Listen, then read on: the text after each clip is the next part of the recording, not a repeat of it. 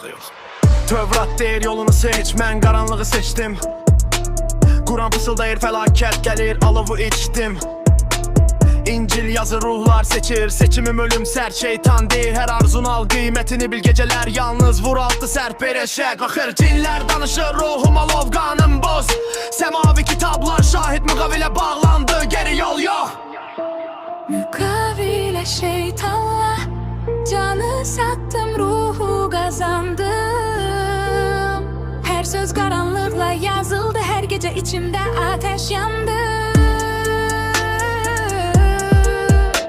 Mukavele şeytanla Göylər baxır, yer titrəyir. her dua beni korkutmuş. Özümü yandırdım, qaranlıqla dost oldum. Şeytan gülümsər, qorxma mən həmişəyəm. Mən cavab verdim, mən də qalacağam, səninlə döyüşəcəyəm. Gecə boyu müqavilə, qanımda sözlər, ruhumda qızıl ateş.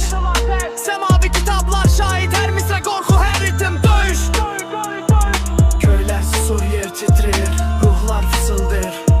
Bu müqavilə mənimlə qalıb, kölgə və ateşlə durub. Hər söz, hər nəfəs qaranlıq, sərtəbədi.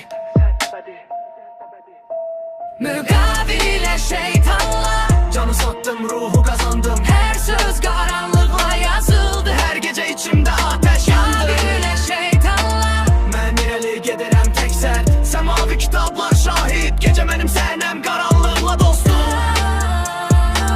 Canı sattım, ruhu kazandım.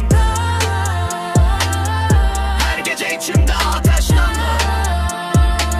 Mən irəli gedirəm tək sərt. Səmavi kitablar şahid, gecə mənim sənəm, qaranlıqla dostum. Göylər baxır, yer titrir,